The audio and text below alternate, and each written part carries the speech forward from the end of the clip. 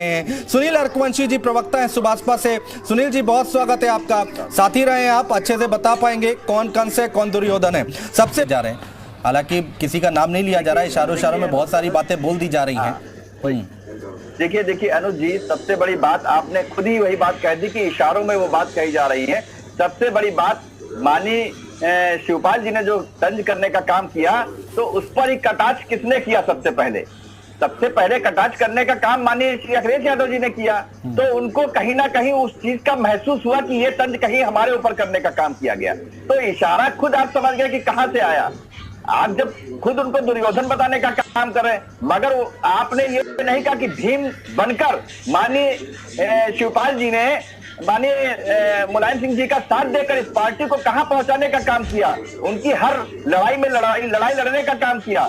रही बात अब आप, जब उन्होंने हर इस लड़ाई में भी 2022 की लड़ाई में भी माननीय शिवपाल जी माननीय अखिलेश यादव जी के साथ इस बात को लेकर तक खड़े हो गए कि मेरा दल बसपा दल चाहे एक भी सीट ना मिले, मगर मैं मुख्यमंत्री बनाने के लिए माननीय अखिलेश यादव जी को हर लड़ाई लड़ने के लिए तैयार हूं और पूरी तरीके से 2022 में चुनाव उनको लड़ा रहा हूं।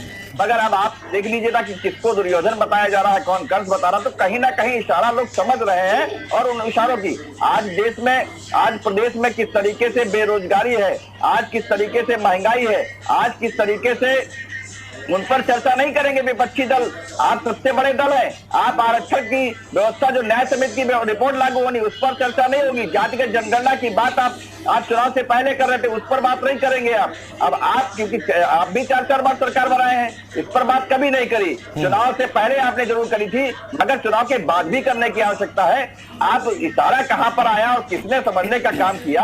अब रही बात धर्म की रक्षा करने को लेकर, तो धर्म की रक्षा के लिए महाराजा सोहेलदेव राजभर जी और हमारे सुनील सिंह अरकवंशी महाराजा जी, इन लोगों ने भी धर्म की रक्षा करने का काम किया। तो इशारों में अब बात देखिए ना अनुज जी, बयान किसके कहां से आ गए। और रही बात हम लोगों के साथ रहने की, तो हम लोगों ने भी 2022 में जो चुनाव लड़ा, माननीय अखिलेश यादव जी को मुख्यमंत्री बनाने के लिए चुनाव लड़ा था।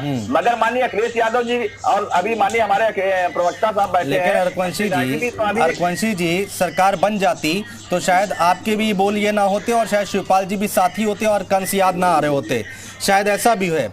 देखिए बात निकलेगी तो दूर तक जाएगी। अनुज जी, ऐसे पर्व पे भगवान के हो या महापुरुषों के हो, उनके क्या अच्छे काम रहे हैं, उनके लोगों को याद किया जाता है। तो माननीय शिवपाल जी ने जो बात कही, तो कहीं ना कहीं ये कोई बात इशारों में। ठीक है मनीष शुक्ला जी, ठीक है मनीष शुक्ला जी चर्चा में आइए। देखिए आरोप ये भी लगा